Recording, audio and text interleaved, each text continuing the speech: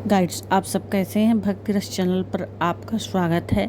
आज हम प्रस्तुत हुए हैं पापा कुंसा एकादशी कब है, 13 या 14 को, और क्या है कथा, पूजा का क्या है शुभ मुहूर्त।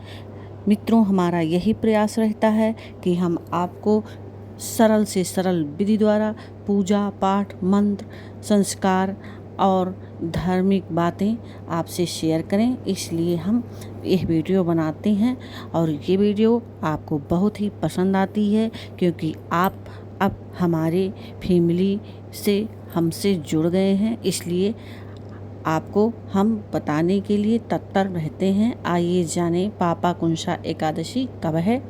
पापा कुंसा एकादशी 13 तारीख को सुबह 9:20 से शुरू होकर 14 तारीख को 6:41 पर संपन्न होगी।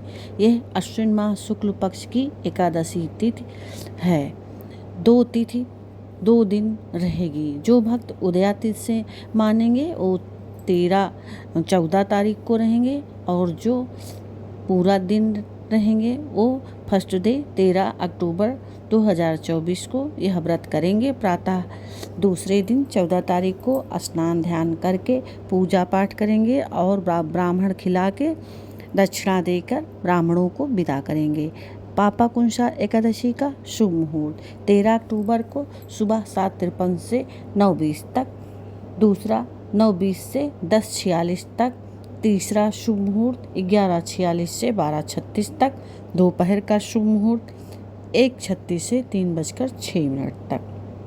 पूजा विधि: प्रातः काल उठकर स्नान करें, पूजा का स्थान साफ करें, नित्य क्रिया से निवृत्त होकर फिर स्नान करें, साफ वस्त्र पहनें, पीला वस्त्र धारण करें, और यदि मंदिर ना हो तो किसी भी कोने ईशान कोण में स्थान को साफ करें। पूजा के लिए पाटा रखें, उस पर पीला कपड़ा बिछाएं, भगवान विष्णु की फोटो रखें, उनको पंचा अभिषेक कराएं, जल फूल अक्षत लेकर संकल्प करें कि भगवान आज मैं आपका व्रत कर रहा हूँ और आपका व्रत जो है पूर्ण हो, हमसे जो भी भूल चूक हो उसके लिए क्षमा प्रार्थना करें। इस प्रकार आप संकल्प करेंगे। विष्णु भगवान को कुमकुम, अक्षत, फूल, अबीर, गुलाल, गंगा जल, तुलसी की माला चढ़ाएंगे। सारा दिन आप नहीं सत्संग कर सकते तो मन में ही विष्णु भगवान का ध्यान करेंगे। मित्रों, अन्न का सेवन ना करें, शाम को आरती करें। दूसरे दिन प्रातः स्नान कर ब्राह्मणों को भोजन कराएं, दक्षिणा देकर विदा करें। अब मित्रों जानते हैं पापा कुंसा एकादशी की कथा। सुने। धर्म ग्रंथों के अनुसार प्राचीन समय में एक बहेलिया विंध्य पर्वत पर रहता था। उसने अपने जीवन काल में कोई भी धार्मिक कार्य नहीं किया।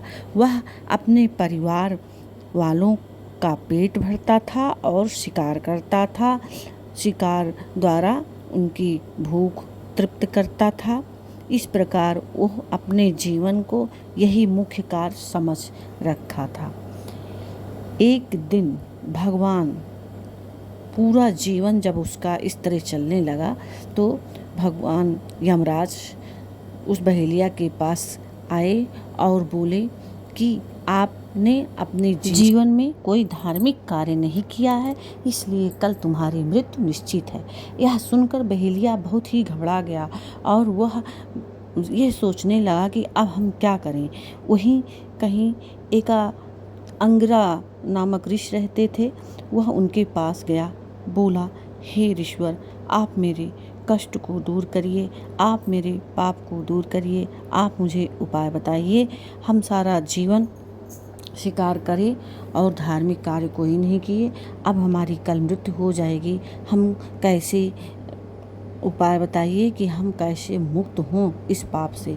अंगिरा ऋषि ने कहा कि आप कल पापा कुंसा एकादशी है, आप एकादशी का व्रत करिए और व्रत को सच्चे मन से करना, सच्चे भाव श्रद्धा के साथ करना और ओम विष्णुए नमः जोर जोर से बोलना।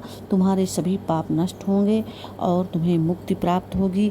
तुम्हारे परिवार वाले भी तुम्हारी आवाज़ सुनकर उनके भी सारे पाप दूर हो गए जाएंगे। इस प्रकार जिस तरह भगवान अंगिरा ऋषि ने उन्हें उपाय बताए, बहेलिया ने वैसे ही बड़े सच्चे भाव, श्रद्धा, विश्वास के साथ इस व्रत को किया। तो जब यमराज आए, देखे तो उसके पास कोई पाप ही नहीं है, और यहाँ तक कि उसके परिवार वाले भी ओम विष्णुये नमः, ओम विष्णुये नमः जाप कर रहे हैं। वो कंफ्यूज हो गए। यमराज ने कहा कि हम कहाँ आ गए, यहाँ तो सारे विष्णु के ही भक्त हैं। इस प्रकार वह प्रसन्न हो गया और बहेलिया को मुक्त होने का वरदान दिया।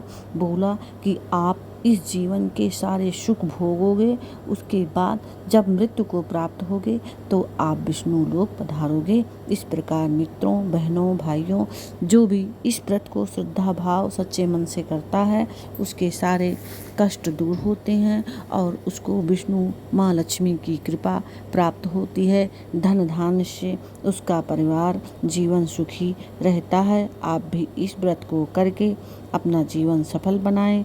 हर हर महादेव। जय माता दी।